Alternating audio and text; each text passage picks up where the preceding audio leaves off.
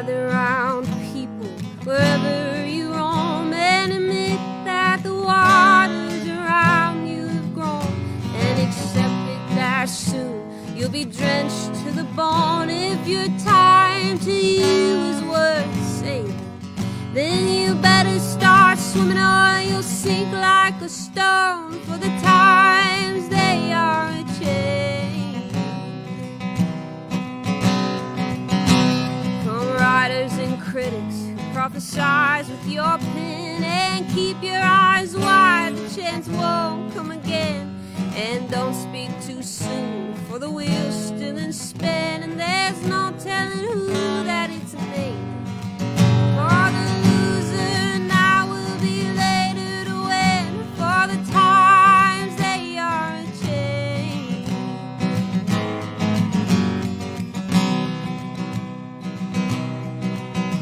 Come senators, congressmen, please heed the call. Don't stand in the doorway, don't block the hall, for he that gets hurt will be he who is stalled. There's a battle outside and it's raging.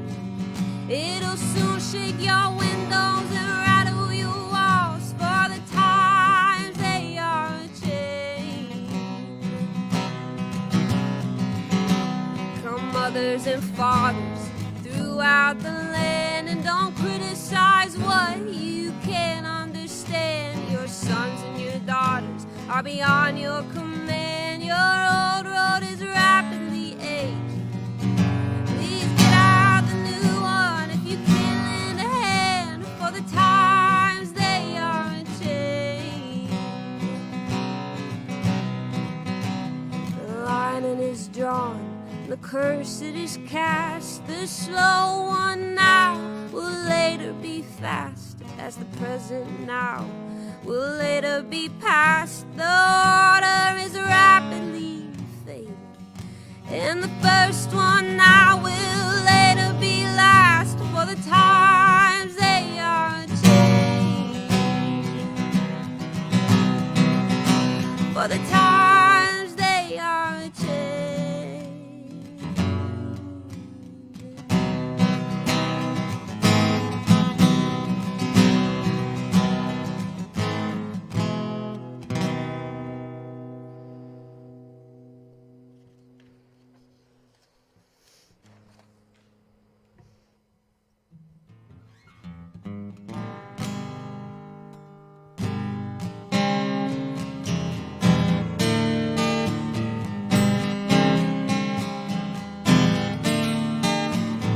Don't you know they're talking about revolution sounds? Don't you know they're talking about revolution sounds like a whisper? Are they standing in the welfare lines, crying at the doorsteps of those armies of salvation, wasting time in the unemployment lines, sitting around waiting for a promotion? Don't you know they're talking about revolution sounds? Poor people gonna rise up and get their share. Poor people gonna rise up and take what's theirs. Don't you know you better run, run, run, run, run, run, run, run, run, run, run. Oh, I said you better run, run, run, run, run, run, run, run, run, run. 'Cause finally the tables are starting to turn, talking about a revolution, oh. 'Cause finally the tables are starting to turn, talking about a revolution, oh no. Talking about a revolution, oh.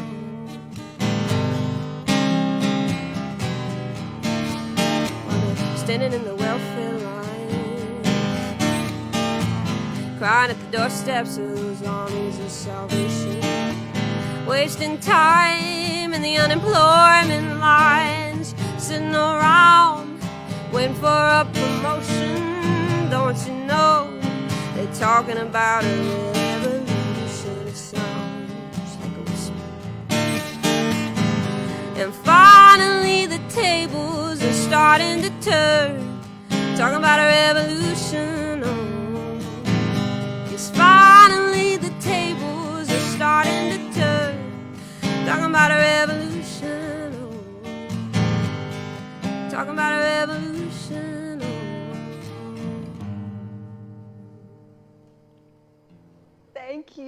Thank you, Kelsey, and welcome to the Bloom stage tonight for the War of the Roses. Last week marked the centennial anniversary of Tennessee helping ratify the 19th Amendment. And tonight we're paying homage to women's rights and civil rights and doubling down for democracy. And we are celebrating our roots that helped us bloom for these movements. You're welcome. Tonight we have an ambitious and a very exciting show for you. We have storytelling and poetry and live music and live art and artwork and illustrations, and we even have an excerpt from a play for you this evening. We have here at the Walnut House Studios, we have Kelsey Keith performing live for us, socially distanced, of course. And we also have the wonderful World of Woohoo over in our corner, Gregory Lanham, who always and every time shows up to create live art in about an hour. Amazing. We are sowing our seeds of knowledge here tonight for herstory, so that we may all be able to bloom into our future. Please welcome to the screen to help me, my cohort in crime in this venture, our master gardener of community connection and poetical prowess, Corey Wells.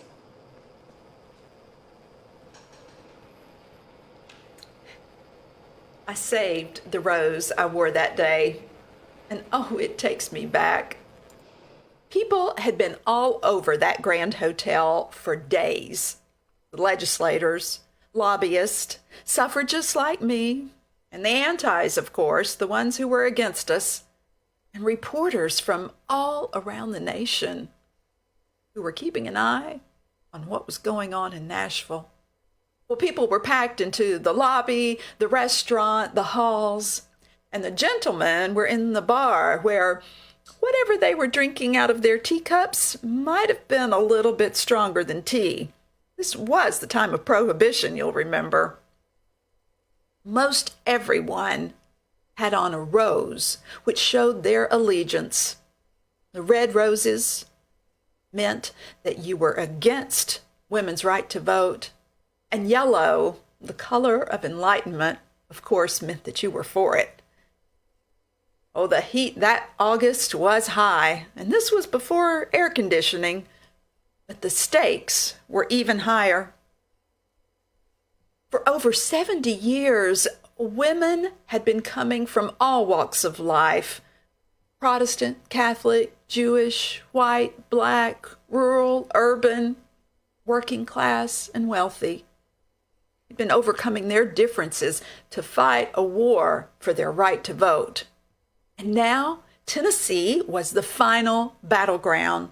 We had the chance to be the 36th and final state needed to ratify the 19th Amendment. So this became known as the War of the Roses, and the generals from both sides were using the Hermitage Hotel as their headquarters. It was just 1 block south of the Capitol. Oh, it had always been the place to be. Well, Carrie Chapman Catt, who was the national leader of the Women's Suffrage Association, thought she was coming to Nashville for just a few days to rally the troops. But she'd been here 5 weeks in what she called the merciless heat. Well, that's something she and Miss Josephine Pearson could agree on. Miss Pearson had come down off of Monteagle Mountain in southern Middle Tennessee to fight against suffrage. She had promised her mama, when her mama was on her deathbed, to fight against that awful amendment if it ever came to our state. Well, it was so hot that when she got to Nashville, she marched up to her room, ran a cool bath, and started making calls to Marshall supporters direct from her bathtub. I can't say I really blame her. Well, the antis were also known to ply legislators with more than a little Jack Daniels.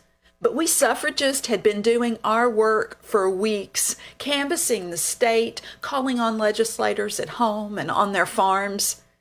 We were as ready as we could be when the special legislative session began. Well, the vote in the Senate was a cinch. It passed 25-4.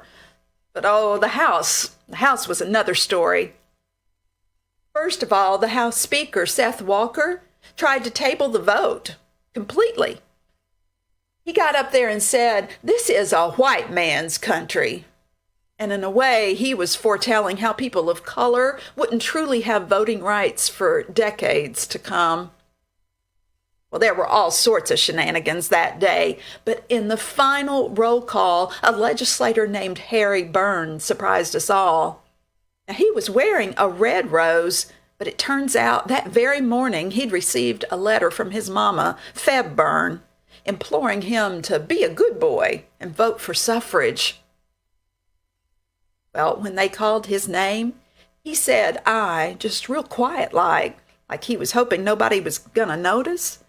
But us suffs up in the gallery, we rose to our feet. And then there was a stir that came through the whole crowd, and then it grew to a commotion, and they had to suspend the roll call for a while. Oh, I was so excited. I thought that might be what we needed. But in the end, the tally was 48 for and 48 against. I was just holding my breath. And then another legislator, Banks Turner, stood up. He hadn't voted. And he said, "Mr. Speaker, I wish to be recorded as voting aye." And the chamber shook. We were dancing and screaming and tossing our roses in the air. Now, Miss Cat, she'd had to stay behind at the Hermitage because only state residents were allowed in the proceedings. But she could hear the roar rise from the Capitol, and she watched as messengers draped in yellow ran down the hill from the Capitol to proclaim the historic news. And then she could hear us break out in "My Country, 'Tis of Thee." Well, you can tell I could hardly sing for the emotion swelling inside me. Now, women had a voice.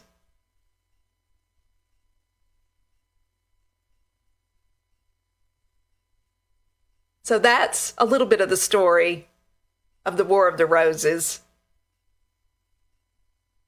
If you have not been to the Hermitage Hotel, visit sometime. It is so wonderful to walk into that huge lobby and look all around and imagine all the drama that unfolded there, even fistfights sometimes over the 19th Amendment. If you will now, please welcome our next artist. First up, we have Bliss Buttonhale with a couple of poems, and then Nick Bush with a story. Bliss and Nick are both beloved members of the Poetry in the Borough community. Y'all click the hearts and the thumbs up and welcome them to the Bloom stage. Hello everyone, my name is Bliss Buttonhale. I'm a poet and an activist. I've lived in Tennessee my entire life. I've seen our progress and I've seen our struggles, but most importantly, I've seen how a determined community can change the world. I'm so excited to be a part of Bloom's stage, War of the Roses. As a young woman exercising her right to vote for the very first time, I remain so incredibly grateful to the many influential women who fought to give us the rights we so clearly deserve. My first poem today is titled Shades of Pink. It was written and performed for the 2020 Rutherford County Women's March. I am so tired. I am So very tired. I fight every day to change what others have done, and I'm done. I'm not done. I won't back down or turn around, but I am tired, and I want you to know. Feet on pavement, arms outstretched, the blood of our mothers is a bright crimson red. Tooth and nail, lung and heart, we show up. Hands out, heads up, every time hands down.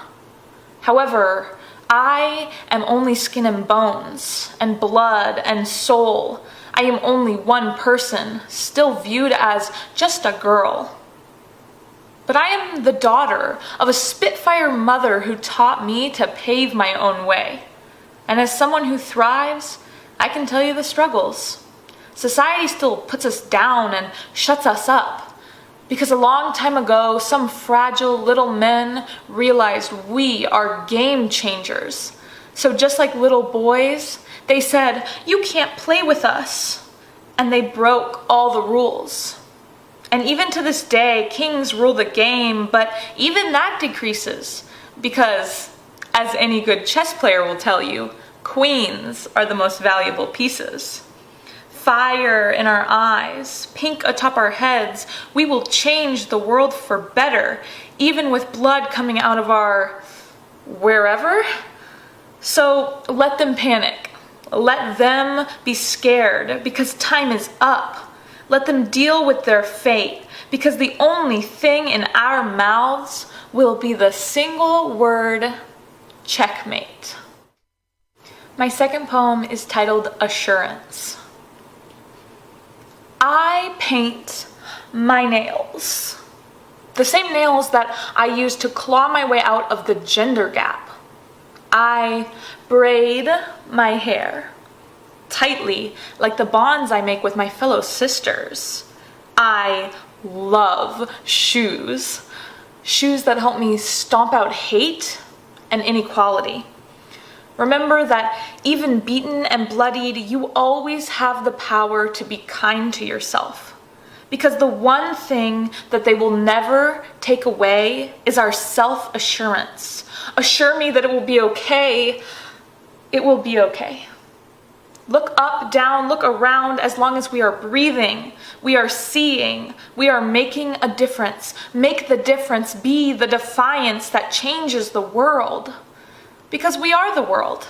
We are the future, we are the past, we are the ever-changing glue that holds everything together.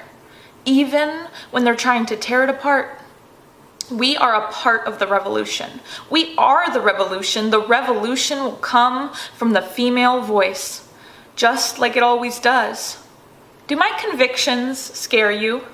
They scare me sometimes.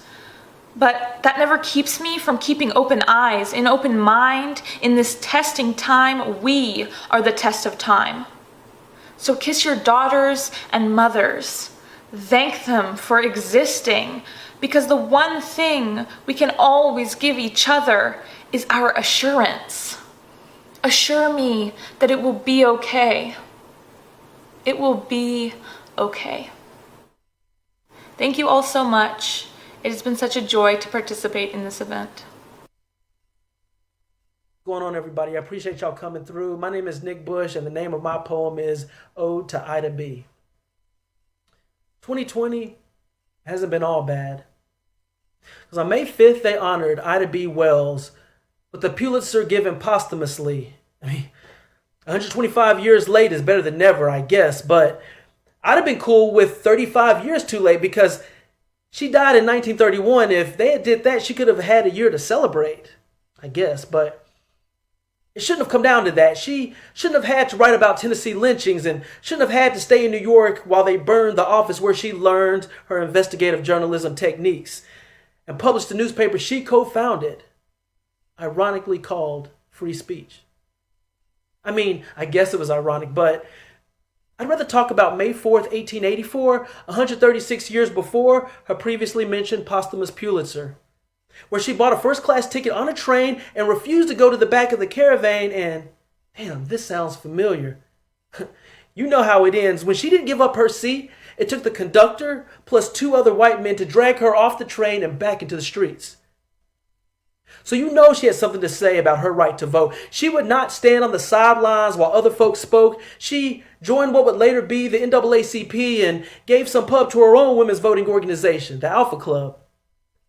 And all that's cool, but her moment of truth came in 1913 when they organized a women's suffrage parade the day before Woodrow Wilson would take the stage at his inauguration. They said, yo, Ida B, it's kind of dangerous what we're doing. Lots of folks might find it confusing if we protest a new Southern president and too many black folks get seen. So y'all can march, but can you do it towards the back, less center stage and more behind the scenes? Ida B. Wells said, all right then, well, this is a whole team game, not a time for cliques, but I guess sometimes the star player has to ride the bench. So on March 3rd, 1913, everything went as planned. Ida B didn't stand out. In fact, she stood on the sidelines, not even marching, just watching with the crowd. But when the all-white Chicago delegation came through, Ida B jumped up off the bench, said, I'm calling my own play. I'm subbing into the game. Make way. She squeezed herself between two white women near the front and said, stop looking shocked. You know how I play. Now let's walk. I'm a black man, so I'd have been well if Ida B. Wells had been content with just the 15th Amendment that gave me the right to cast the ballot. I mean, I guess, but we wouldn't have been well as a society without the 19th that gave women the right to speak. I mean, let's not get it twisted. It was still another 53 years before the Equal Rights Amendment, but that's another speech.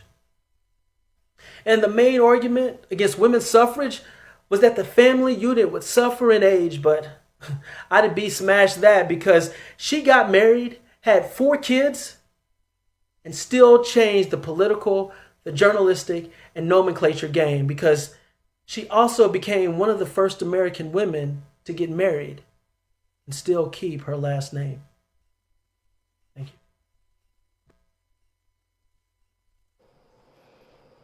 Thank you, Nick. Thank you for smashing it all the time. I love it. And thank you, Bliss, and thank you, Corey, for that first intro. So we are talking tonight about voting, and I have some questions for you all. You know, I'm always curious. I want to know, and so get those fingers ready and type it in. How did it feel the first time that you went to vote? For me, I know that it was like I had to re-look at my vote a million times because the real importance of me pressing that button was heavy on me. But what was it like for you? Gregory, what was it like for you first time you voted? That was years ago, so I don't know if I remember, but it's a privilege and it's an important thing to vote your conscience. Mm-hmm. And that's why I've always done it. Thanks. So I feel like I should introduce you all to this lovely gal over here in this corner who has been singing all these beautiful melodies. She is an avid voter and election result watcher. Like many of you, Kelsey Keith has spent a little bit of time this year baking more bread than she would like to. Under ordinary circumstances, Kelsey is less a bread baker and more like a full-time senior at MTSU with a double major in English and Spanish, and she dabbles in the recording industry. But, you know, she says that music is just a hobby, but she does some beautiful things for just being a hobby. So she works as a writing tutor also and as an editor-in-chief of Collage, which is an MTSU art magazine. And she just juggles a whole bunch of hats out there because she's a woman and that's what we do. Kelsey? Speaking of being a woman, this is a song by the patron saint of Tennessee, Miss Dolly Parton. I can see you're disappointed by the way you look at me, and I'm sorry that I'm not the woman you thought I'd be. Yes, I made my mistakes, but listen and understand. My mistakes are no worse than yours just because I'm a woman.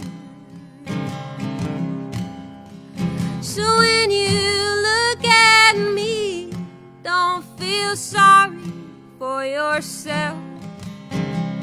Just think of all the shame you might have brought someone else.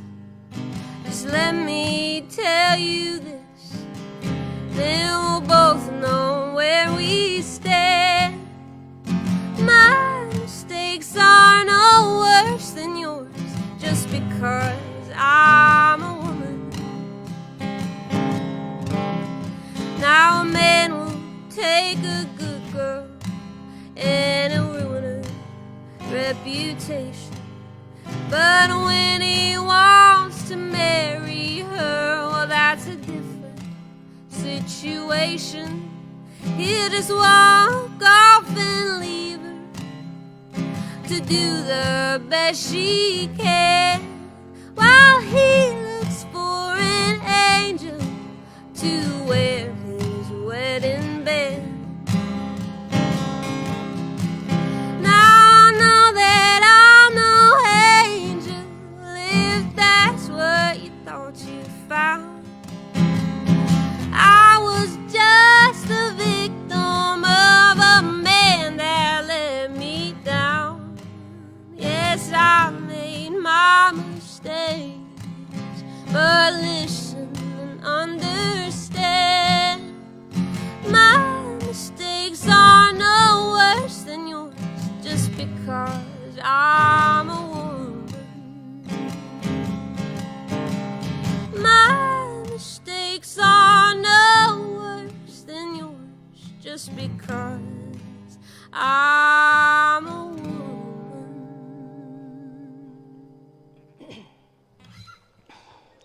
Thank you, Kelsey. That was gorgeous. She's good enough to love you and adore you. She's good enough to bear your troubles for you. And if your tears were falling today, nobody else would kiss them away.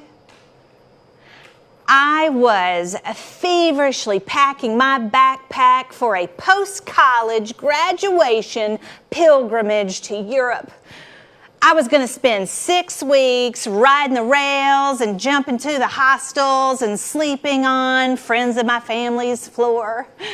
And I was right in the middle of that really important decision of choosing which pair of Birkenstocks to put in my backpack, when my grandmother showed up in my doorway and she passed me an envelope. My young imagination immediately went to, maybe this is a little cash or a check that I might be able to sleep in a hotel one night, or maybe just enjoy a really nice bottle of French wine. And as I eagerly ripped open that envelope in anticipation, I found my registration for my absentee voter ballot. In my family, vacation does not give you a pass for your civic duty. My grandmother was named Carrie Mae Manley. We lovingly referred to her as Mame in our family.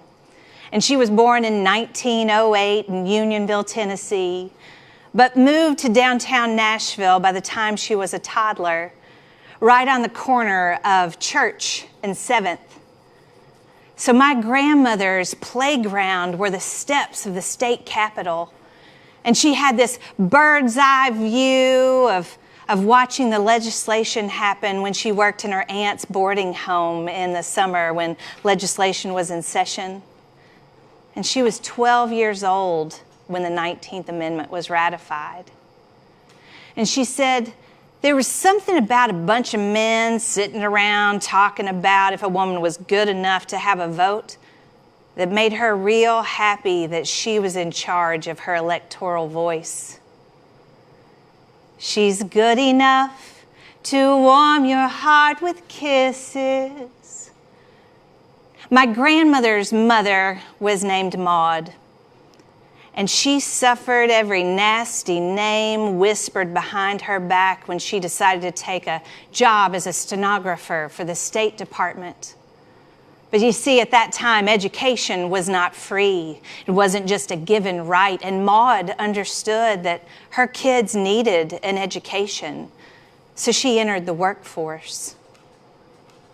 She stood real tall as my grandmother entered into one of the first classes allowed at Vanderbilt in 1925.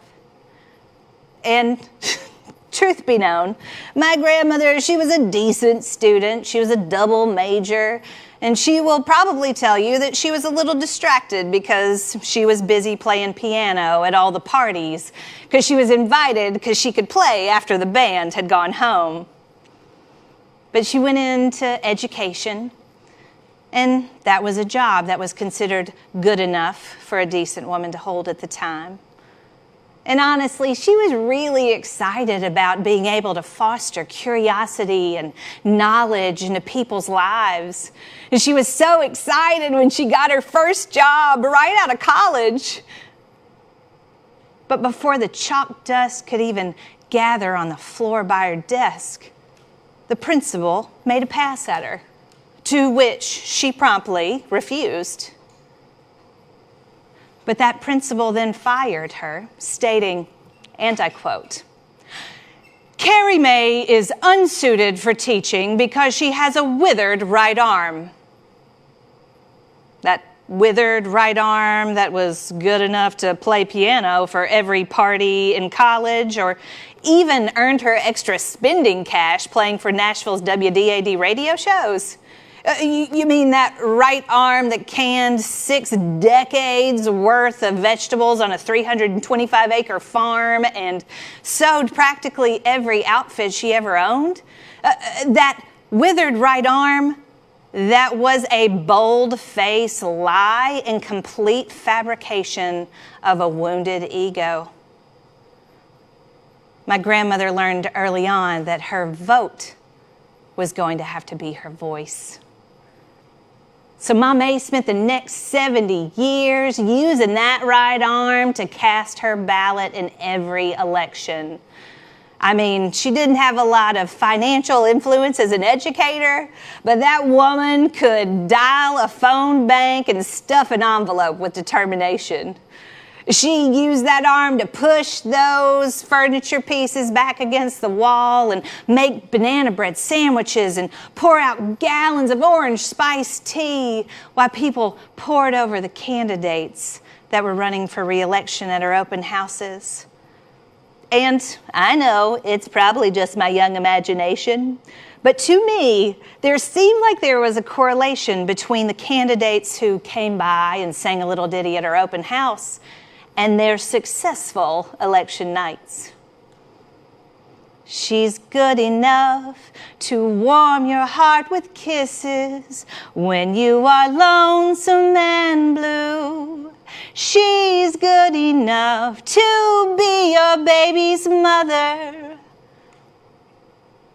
My grandmother led by example and action, not just lip service. I mean, who do you think she carried along with her to lick all of those stamps for those stuffed envelopes? And who do you think served up all that tea at those parties? And who do you think she carted along with her to the voting station? Who sat there with their head pressed up against the window to watch her walk in like a giant? And who do you think she was with the first few times that I cast my own ballot? And I mean, she never even asked me who I was voting for, teaching me by example to hold space for the vast variety of other people's beliefs while also being reverent to my obligation and my privilege to cast a vote. So as I sat there in 1997 on the Euro rail, eating my Toblerone and leaning my head up against the window, I was watching all those fields of Germany go by.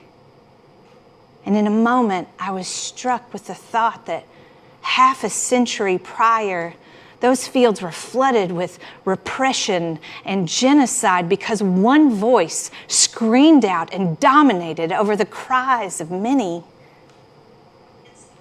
And I was humbled by the fact that I had a vote and a voice that could balance democracy. And I promise you that in that one moment, that candy didn't taste nearly as sweet as remembering that I had turned in my absentee voter ballots. So this November, I hope that you will cast your vote.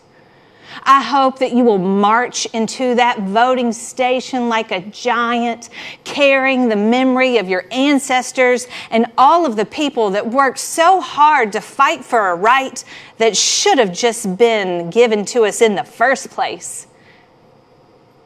And remember, you are good enough. She's good enough to be your baby's mother, and she's good enough to vote with you. Thank you. Ooh. It's hard to follow up Kelsey Keith and sing. I didn't know what I was thinking when I did that. But for song credits, you all should know that that is an actual suffrage song, that she's good enough to be your baby's mother, and the lyrics are by Alfred Bryan and music is by Herman Paley.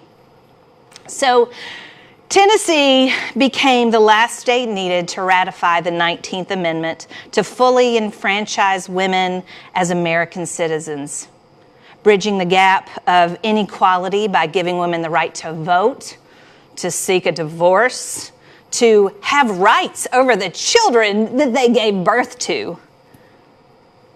However, women of color who joined the ranks to help push the legislation through in an effort to improve conditions for their race and community and to help empower them against discrimination would have to wait another 45 years for the passage of the Voting Rights Act of 1965.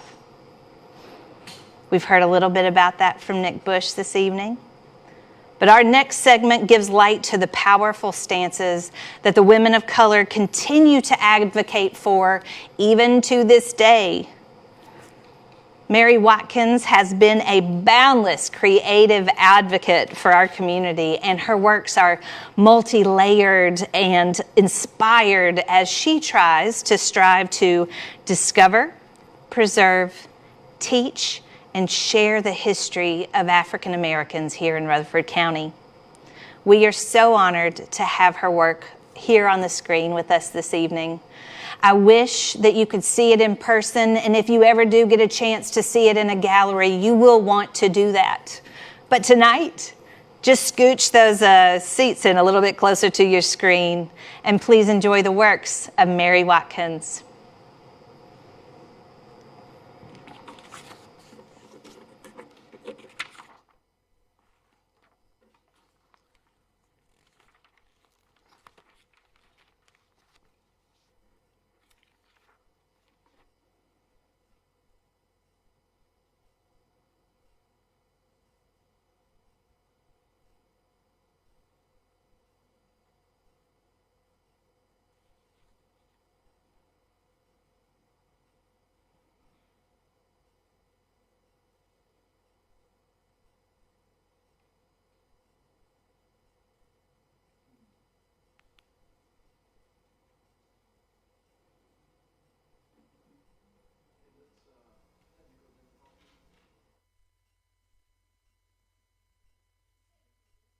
Everybody, just hang in there with us as this virtual world is teaching us.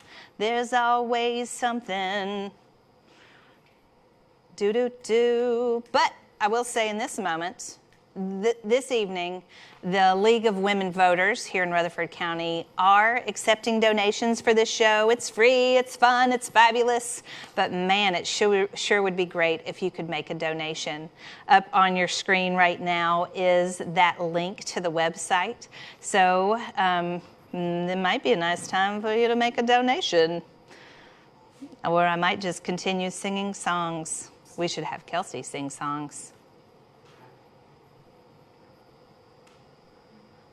In fact, that is what we're going to do.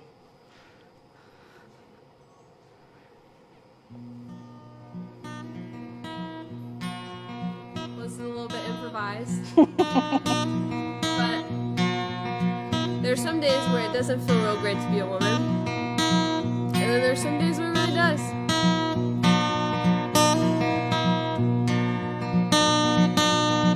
I woke up early to see the sun rising, stretch my legs and clear out my mind. I played the same record a couple of times just 'cause I liked it.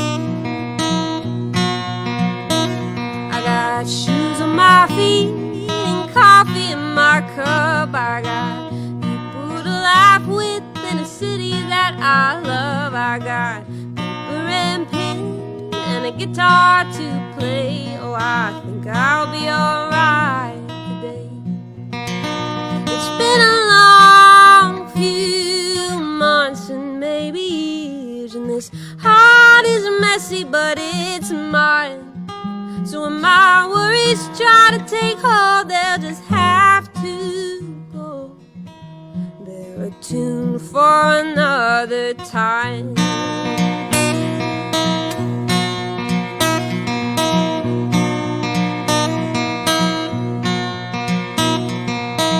And I've been tiptoeing around the idea of packing my bags and getting out of here. And maybe I will, but maybe I'll come back. I wanna love what I got, for it's what I have. It's been a long few months and maybe years, and this heart is messy, but it's mine. And when my worries try to take hold, they'll just have to go. A tune for another time.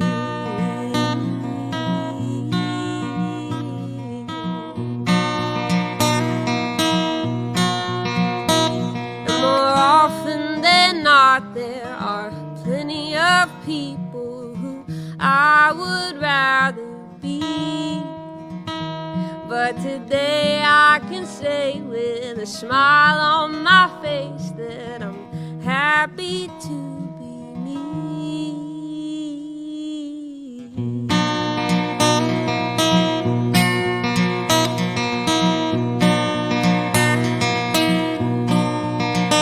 It's been a few months and maybe years, and this heart is messy, but it's mine. And when my worries try to take hold, they'll just have to go. They're a tune for another time.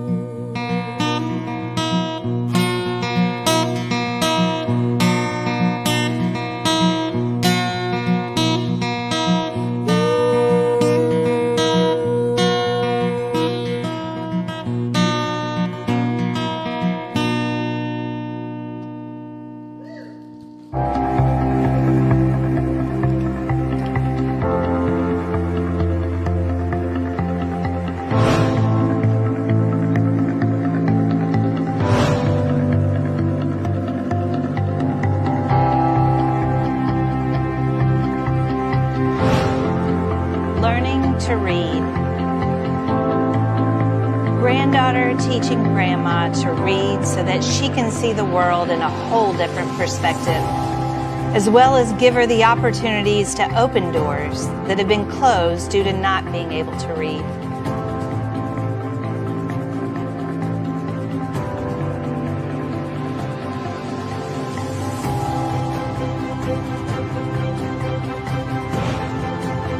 How long?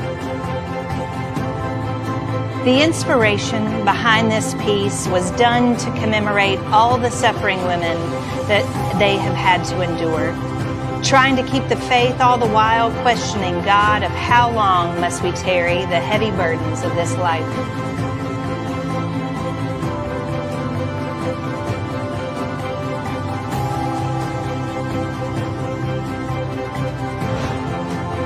Ida B. Wells.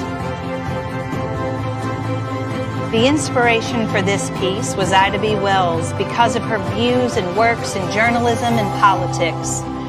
Women of color advocated and supported the women's suffrage movement in hopes to secure the right to vote, a stepping stone which took place long after the signing of the 19th Amendment.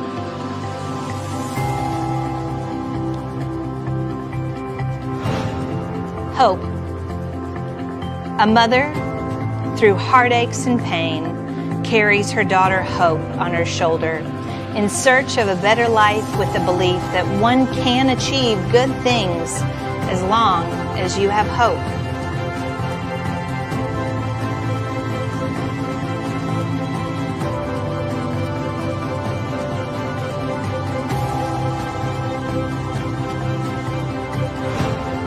My roots run deep.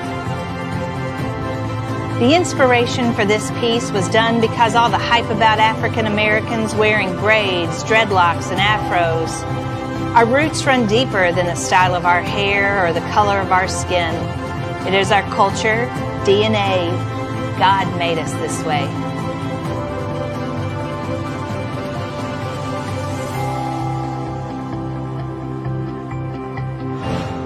Equality, the time is now. The women of color advocated for the power to vote during the suffrage movement because they felt that it would improve conditions for their race and community, help empower them against discrimination. It was time for every American citizen to have the same equal rights.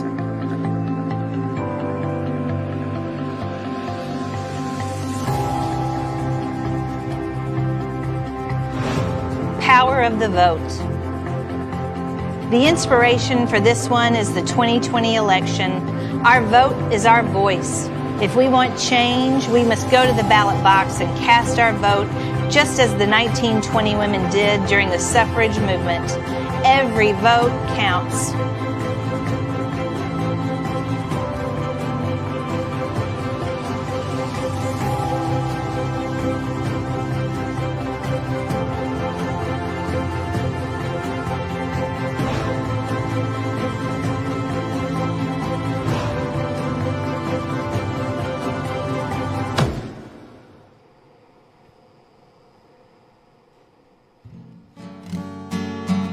I just want to take a second to say that if you don't know what's happening at Ida B. Wells Plaza in Nashville, you should take a second to look it up and look up the bill that Governor Lee just signed.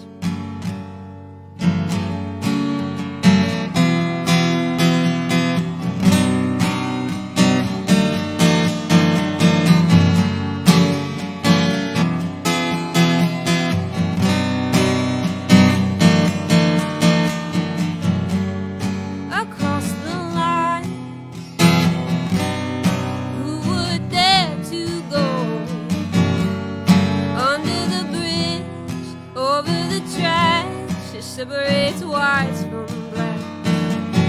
Choose sides or run for your life. Denied the right to speak.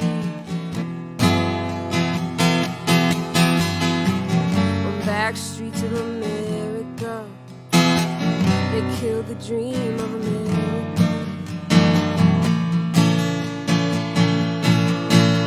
Little black girl gets assaulted.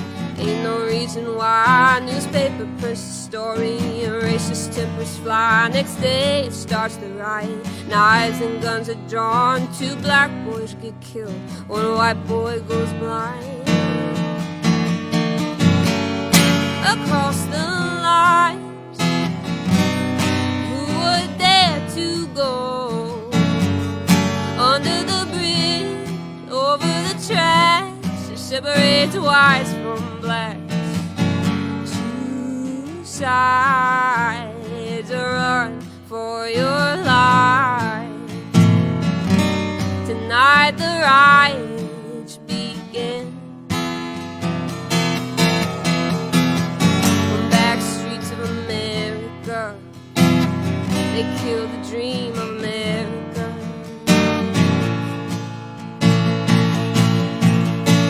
Black girl gets assaulted, don't know her name. Lots of people people hurt and angry, she's the one to blame. Across the line, who were there to go under the bridge, over the tracks that separates whites from blacks. Two sides, run for your life. Tonight the riots begin. On back streets of America, they killed the dream of America.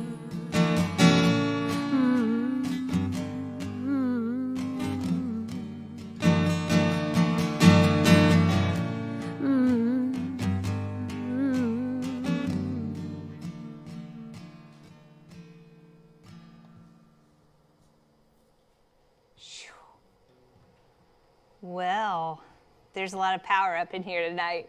So I feel like it's a moment when we should check in with Gregory. One male voice here in the studio.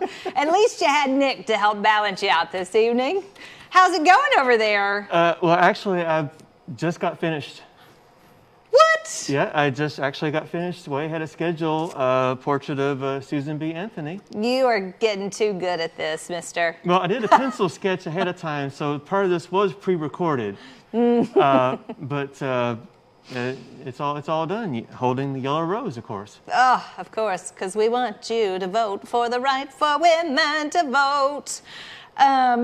I would like to take this moment to remind everyone that there are members of the furrier sex that do believe in rights for women and strong women and empowerment. Thank you, Gregory, for being here and representing them. And, you know, for you all, you fellas out there, just keep your chins up. It's the year of the woman. You'll be able to survive.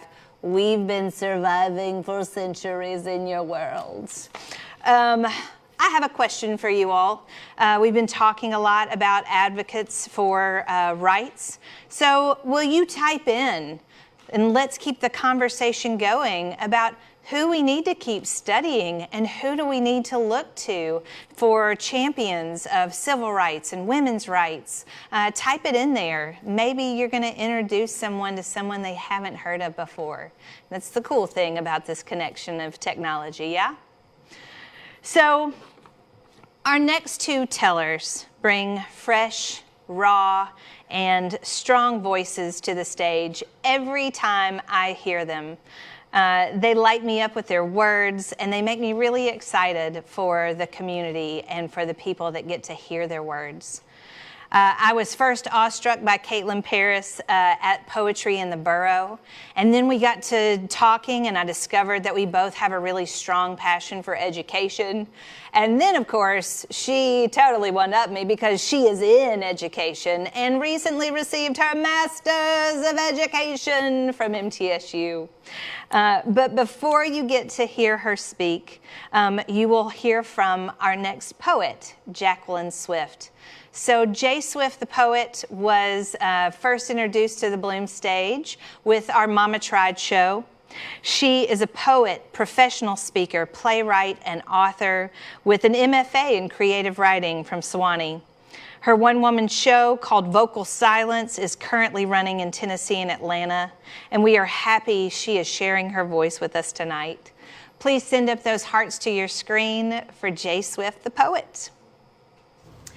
Hi Bloom Stage, my name is Jackie Swift and I'm so excited to share my poetry with you tonight during War of the Roses, commemorating Tennessee's 100th anniversary of having a huge role in women's rights to vote. As a woman of color, this is very bittersweet for me, so my poem is very emotional.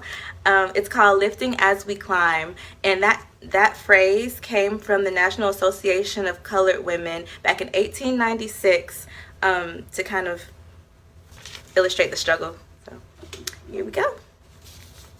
Lifting as we climb, and our backs are tired, arms on fire. Black women must fight for the right to be visible. This is a fact of life. Like Zora Neale Hurston put it, mule of the earth, a carrier, bearer of hardship, hard work, hollering children, lifting and climbing towards a peak never meant for her to summit. Be honest. It's not about the right to vote. It's about the right to have a voice. And our voices were uncelebrated, quieted.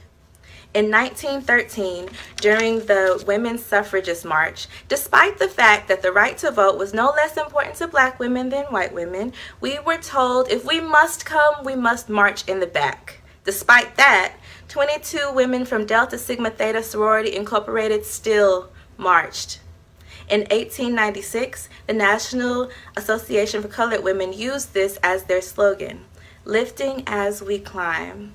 Never forget, never let America forget that we are not fixtures set up to shut up and hold the weight of history's burdens. We are not impenetrable superheroes who bear those bruises unfazed, happily, with shields, armor, and laser vision. Ain't no armor in my black skin. I am just a woman. And when they say we are strong for surviving the struggle, but still occupy our spaces, pay no mind to the past, appropriate, miseducate, hate, it's obvious that some things haven't changed. So the right to vote is symbolic. In Tennessee, August 18th, 1920, black women still disenfranchised, still kept from the polls due to poll taxes and literacy tests, lynched, intimidated, still silent, allowed but not allowed, silent, climbing while lifting our silence over our shoulders and tucking husbands and children into their beds, cooking meals, staying quiet. Using my voice now is imperative. It is prayer out of the silence, an appreciation for my kingdom that lifted so I could climb. I am proud and loud and still learning. I want to lead like Ida B. Wells and be well informed enough to convince my community to vote, take control, to vocalize, realize that it makes a difference. We make a difference. We matter. We are here and still climbing. So I just want to thank everyone again for hearing my poem and just opening your heart, opening your mind to a perspective from a different place. You know, these are very trying and emotional times, and I'm happy to have space to vocalize how I feel and to vocalize just how I'm internalizing everything. So this is great. I love Bloom Stage, and thank you, everyone who's participating, everybody who's watching. Thank you so much. Again, my name is Jay Swift, and I'll see y'all another time. Thank you to Kara, and thank you to all the other poets and readers and performers that have come to the Bloom Stage tonight. This is a time when I'm looking for hope, and hearing the history of the way women have moved throughout history has been a wonderful, a hopeful thing. It's a beautiful space here. And I'm just reminded of the fact that hindsight looks very linear, but oftentimes history moves in a kind of undulating pattern. We fall back and we struggle forward. So I just like to reflect for a moment on the ways I've seen that in my life. My mother reports that when I was 5 years old, upon moving from Texas to Tennessee, I screamed, "I can't see! I can't see!"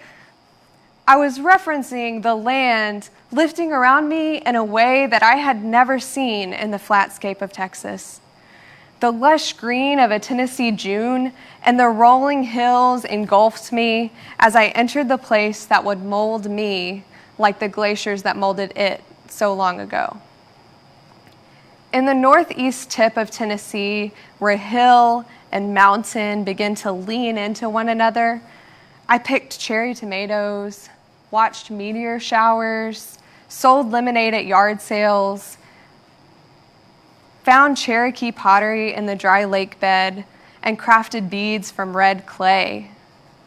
I read every night with my parents. I learned that I hate fishing, with its endless waiting for something to happen to me. I rode my bike down hills with my legs sticking out and survived a crash down a hill into my neighbor's house. At the top of another hill, I recall the old building smell of my fourth grade class, all my memories dimly lit with the light of a single window in the corner of Miss Price's classroom. I remember the plastic baskets lining every wall. I can't remember specifics about what I learned in fourth grade, but I do remember speeding through my class tasks in order to get to the free reading time and the Dear America series that I turned to again and again. Fourth grade meant 4-H club. Fourth grade meant running for office. Those of us who desired to had recess to campaign, to make posters.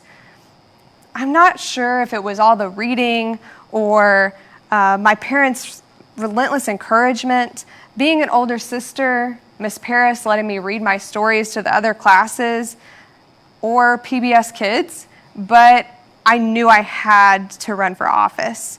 I knew I could lead my club. I had vision, gumption, and a little sass. This was all great until the echoes, which were perhaps inevitable, rattled my poster board. I would vote for you, but girls can't be president. So I got vice president in the end. And that moment became an isolated memory until I gave some impassioned speech in the back of a minivan after cheer practice one day. Other girls whooped and hollered and said, "Preach." I stepped out of the van to the mom driver saying, "You know, I don't believe in women preachers, but if I did, you could be one." "Oh yeah, me neither," I replied with a little less nonchalance than I felt. And I walked the sidewalk slowly up to my church. With those words, the dissonance and the questions began to form rapidly as blinking in my mind. An unspoken norm had spilled out of me, but how had it gotten in? Why did I say that? Do I even believe that? And why was that even something acceptable for me to say? Reeling, I entered another building, as formative and laden with old building smell as my fourth grade classroom, church, where they would measure our shorts before camp. Church, where a girl wore a bikini and had to put a huge t-shirt on over it. Church, where an errant song on that same girl's MySpace page led to an entire lecture about the media we were consuming. Church, where wives submit to your husbands was preached. Church, where they sent 11 and 12-year-olds to full-grown adults to knock on their door and talk about faith. Church, where the place that, despite its many faults, built in me the idea that marginalized voices are the voices that we should be listening to. And so I did start listening. I started listening to the voice inside myself that I had marginalized. Years later, after many bouts of listening and silencing and listening to the voice, after having shed my too thin skin and redonning it and taking it off again and then making peace with it, after years of examining and deconstructing, reconstructing, and sometimes totally rejoicing in the lack of structure, I would go door to door, knocking, evangelizing, but not evangelizing for the Christian gospel this time, at least not in the usual way. I would go carrying the message of my mother. You see, my mother, she also couldn't see. She could not see compassion being legislated. She couldn't see average people being listened to. She couldn't see liberty and justice for all. My mother couldn't see common good being sown. So she decided to climb another hill, Capitol Hill, and run for office. My mother said yes, despite all the odds. We were outmoneyed. We were outmanned. We were on the wrong side of the aisle for this red state. But we wanted to see. We wanted to see more women leading. We wanted to see more compassion leading. We wanted to see our neighbors valued. So we asked, we sought, and we knocked. Even today, we're still looking. We're still using our imagination to see. As impossible as it feels, a better future is there for those who want to see it. We will keep looking and envisioning and walking. We will keep breathing and fighting and hoping. We will keep voting. Sometimes, hope looks like holding on with white knuckles until we crest the hill and finally see.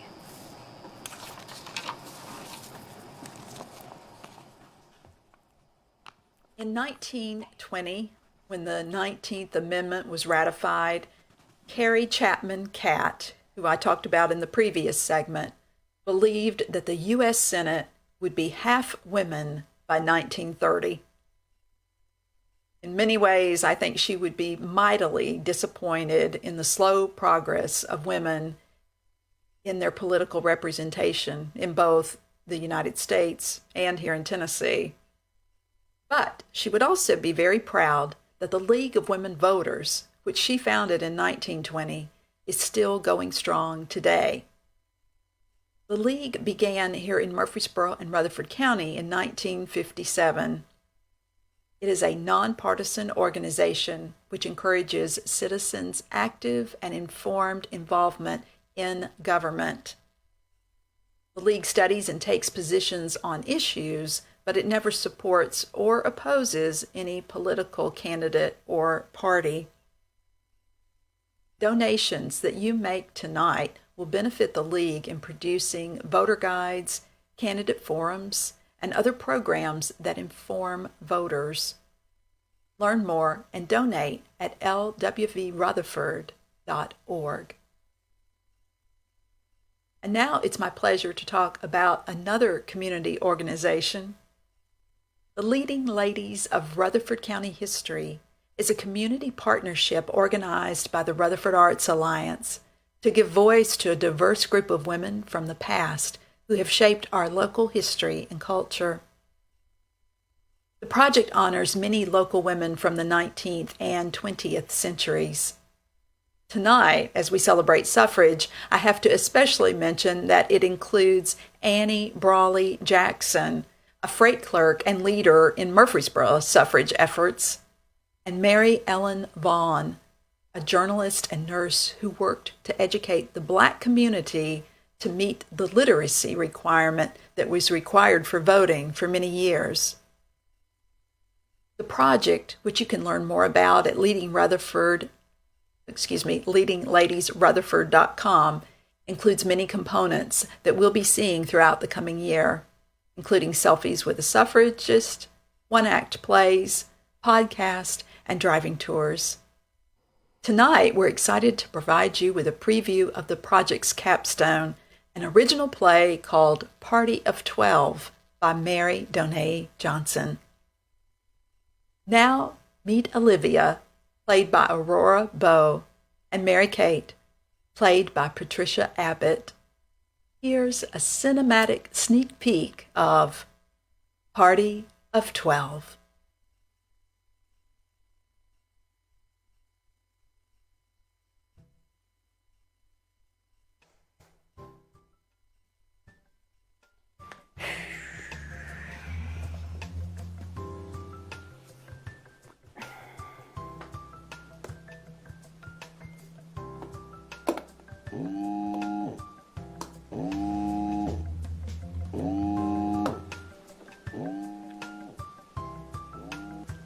Hello? Oh, hey, what are you still doing up? I'm just writing this speech for the celebration tomorrow. The centennial celebration for women's suffrage on the square. Yeah, and I'm freaking out because I've been sitting here for 7 hours and I haven't written a word. I'm supposed to write about all these famous women, but... Well, it was all Dr. Van West's idea. He's like the main historian in the entire state of Tennessee, and he's my advisor. Big fan of Mom's? Yes. He wanted me to dedicate it to her memory. No pressure, right? No, you cannot come help me. I mean, thank you, it's very sweet, but I'm fine. Queen of the all-nighters, remember? Besides, after the rally, I have to go work at the cafe, and then I have class, and then after that, there's a whole bunch of laundry, so... Come on, it's not that bad. I'll be fine. Okay, just go to bed, and I'll see you tomorrow. Okay? Thank you. Bye.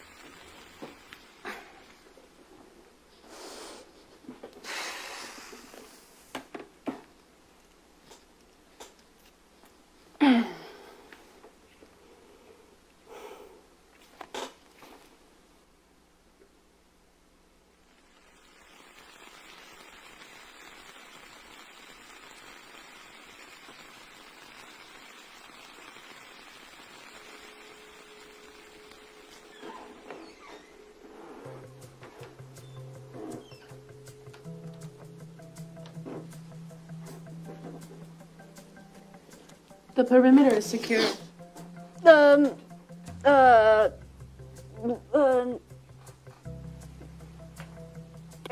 Who are you?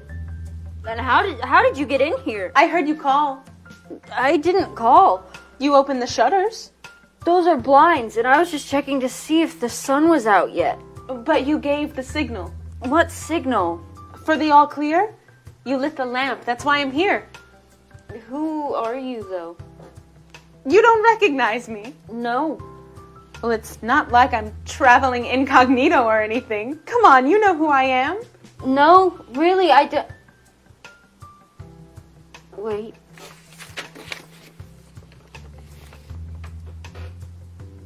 Mary Kate Patterson? The Confederate spy? You are the unsinkable Mary Kate. The very same.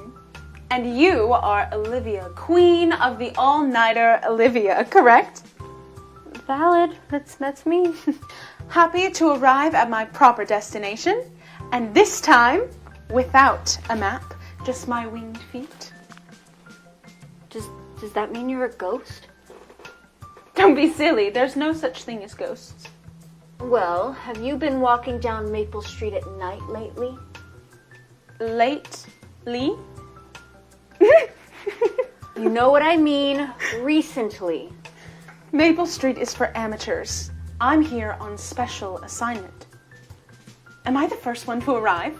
Who else is coming? An even dozen. We're throwing a party tonight. A party of 12. We've all been invited to help you write your speech. This cannot be happening. Do you mind if I take off my cloak? Yeah, no, sure. Make yourself comfortable. Well, they'll just stand there staring. Help me with this thing.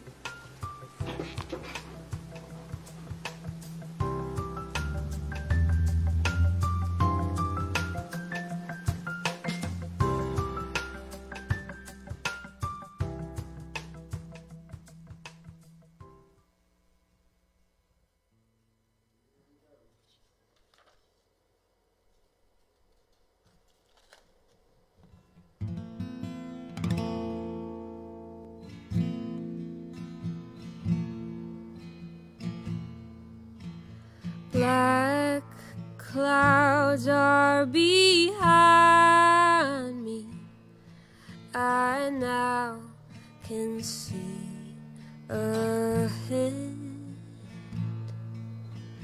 Often I wonder why I try, hoping for an end. Sorrow weighs my shoulders down, and trouble haunts my mind. But I know the present will not last, and tomorrow will be kinder. Tomorrow will be kinder. It's true, I've seen it before. A brighter day is coming my way.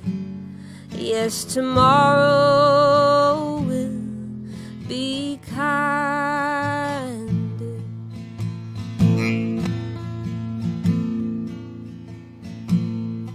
Today I've cried a many tears, and pain is in my heart.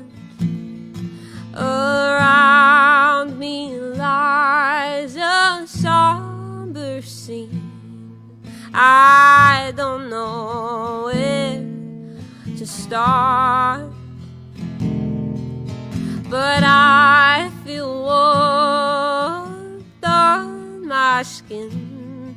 The stars have all aligned. The wind has blown, but now I know that tomorrow will be kinder. Tomorrow will be kinder. I know I've seen it before. A brighter day is coming my way. Yes, tomorrow will be kinder. A brighter day is coming my way.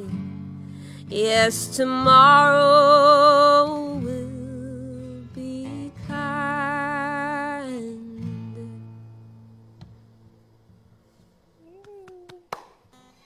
Thank you, Kelsey. Corey and I want to thank all of the artists that made this evening possible. Our poets and tellers, Mary Watkins, Kelsey Keith, Gregory Lanham. The illustrations behind me tonight have been from Holly Carden Illustrations, and they have been graciously given to us to use tonight from Nashville Public Television. They come from, by one vote, A Story of Suffrage in the South. So check that documentary out if you're looking for a little more knowledge. And we we want to thank the Leading Ladies Project of Rutherford County, Ricky and Carol Martini here at the Walnut House, and Christian with the audio, and all of you, our audience, and Tom Womack, who's over here. I'm so sorry, Tom. I want to thank you all for celebrating with us tonight the voices that are stronger when they are woven together. We are celebrating women's endurance and strength and the artistry that connects us and the history that fortifies our path forward. And hopefully we've learned from our missteps, and as Kelsey sang, tomorrow may be kinder. And if it's not, well, our next Bloom Stage is November 19th, and it is called Forgiveness and Friendsgiving. So if you want to be a part of that show, please private message me. I would love to have you share a story or a poem or your music or your art so that we can continue to band together. Until then, keep finding creative ways to make your story bloom. Thank you, everybody. Have a great night. And vote!